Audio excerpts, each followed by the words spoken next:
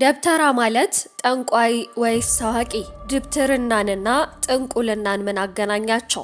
ከመነሻው ደብተራ ማለት በእውቀትና በሕይወት ተመርጦ የቤተ መንግስቱን የደብተራ ቤተ መቅደስ ለማገልገል የተሰየመ ሊቅ ወይም ካህን ማለት ነበረ። ካህናተ ደብተራ ከንጉሱ ጋር የተሻለ ቀረቤታ በማግኘታቸው በኋላ ዘመን የርስትና የሹመት ተካፋዮች ሆኑ።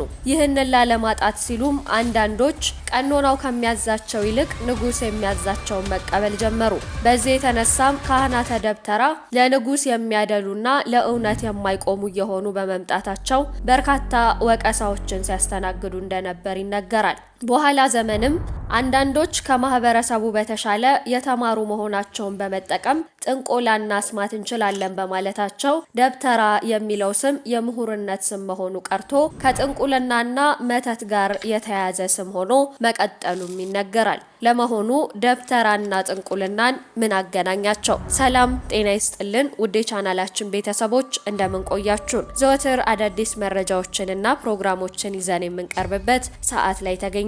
የቻናላችን አዲስ ከሆናችሁ ቻናላችንን ሰብስክራይብ እንዲሁም ላይክ እና ሼር እያደረጋችሁ የምንለቃቸው መርሃ ግብራት ለመላው ዓለም ማጋራት አትርሱ። ቀጥታ ወደ ዛሬ መርሃ ግብራችን አለፍን። ደብተራ ማለት ቃሉ ሁለት አይነት ምንጭ አለው። አንዱ ከግዕዝ ሲሆን ሁለተኛው ደግሞ ከግሪከኛ ነው። በግሪከኛው ምንጩ ደብተራ ማለት ጸሐፊ ማለት ሲሆን በግዕዝ ቋንቋ ደብተራ ማለት ድንኳን ማለት ሲሆን በውስጡ ያሉ አገልጋዮች ካህናተ ደብተራ ይባላሉ።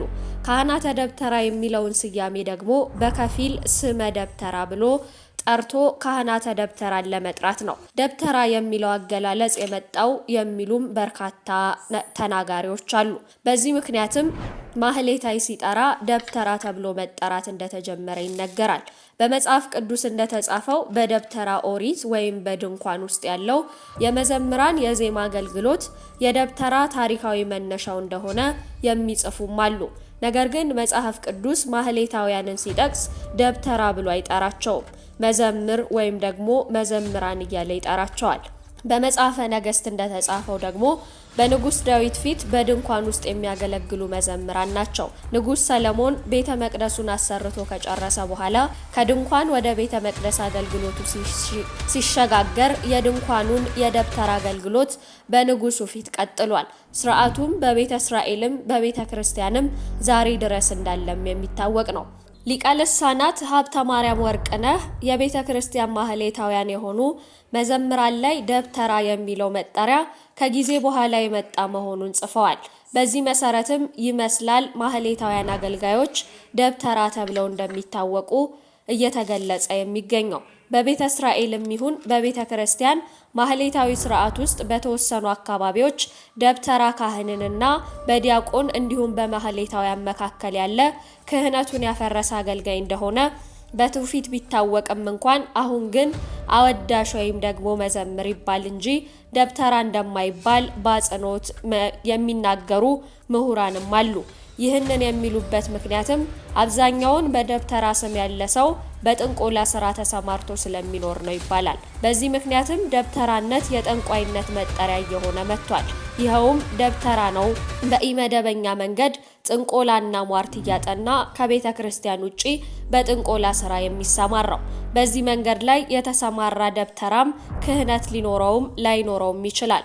ቢኖረውም እንኳን አብዛኛው ደብተራ ከድቁና በላይ ስልጣነ ክህነት አይኖረውም። በቤተ ክህነትም ከቤተ ክህነትም ውጪ ሊያገለግል ግን ይችላል ሲሉ በደብተራ ማንነት ላይ የተሰሩ ጥናታዊ ጽሑፎች ይናገራሉ። በእርግጥ አንዳንድ ሰዎች የደብተራን ማንነት ግብሩን አይተው ነቅፈው ጽፈዋል። የተወሰኑ የቤተ ክርስቲያን ልሂቃን ደግሞ በአንጻሩ ደብተራን በተመለከተ ስለ ዕቅበተ ደብተራ ጽፈዋል። የደብተራ አስፈላጊነትን አጉልተዋል። የደብተራን በጎነት ካጎሉት መካከልም በርካታ የተጻፉ ጽሑፎች ይጠቀሳሉ።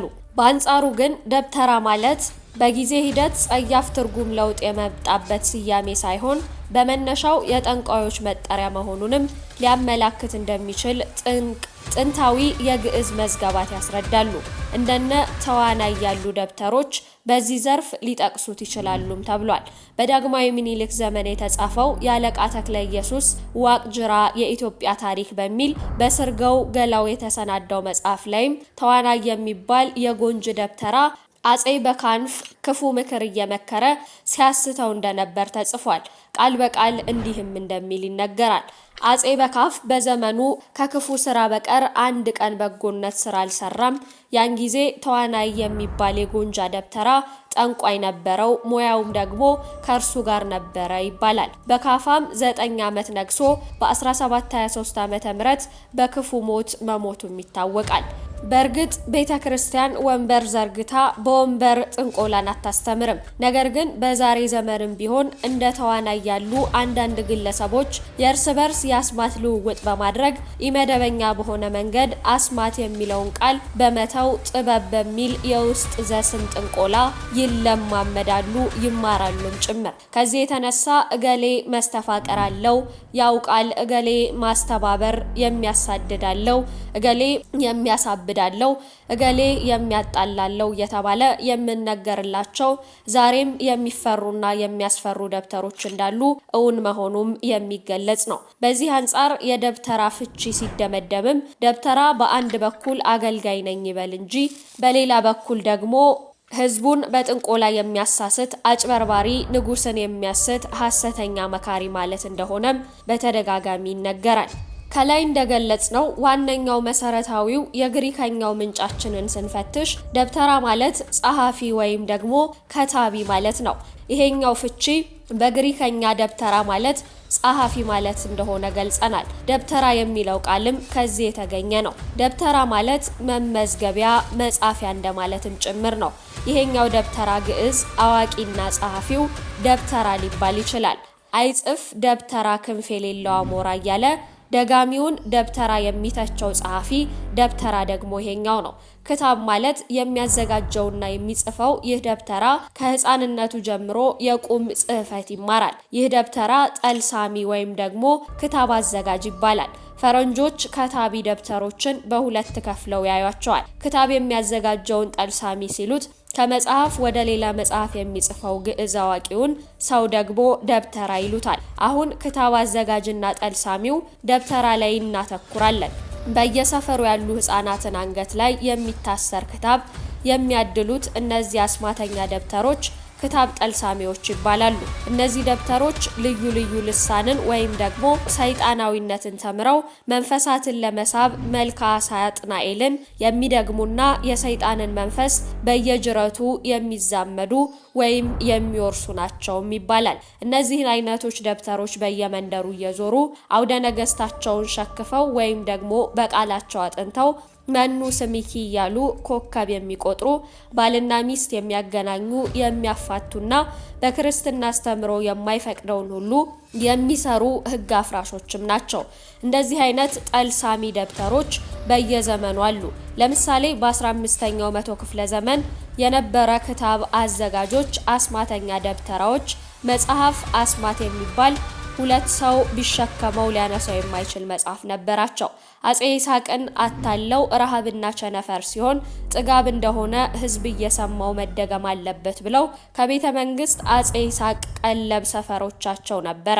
አጼ ይስሐቅን ቢያሳስቱም ከእርሱ ቀጥሎ የነገሰው አጼ ዘርዓ ያዕቆብ ማሳሳት ግን እንዳልቻሉ ታሪካት ያወሳሉ። በዚህም በእነሱ መጽሐፍ አስማት ምክንያት የቤተ ክርስቲያን ቅዱሳት መጽሐፍት ዝርዝር በፍትሐ ነገስት ምንጭነት 81 እንዲሆኑ አጼ ዘርዓ ያዕቆብ በቤተ ክርስቲያን ሊቃውንት በኩል እንዲወስን አድርጓቸዋል። የቅዱሳት መጽሐፍት ዝርዝር ከታወቀና ከተወሰነ በኋላ ደብተሮች የሚታለቡበት ትልቁ የአስማት መጽሐፍና ልዩ ልዩ ምዕመናን ማደናገሪያ የነበረው የጥንቆላ ጠልሰሞችና ክታቦች በአደባባይ መቃጠላቸውንም ታሪክ ያወሳል።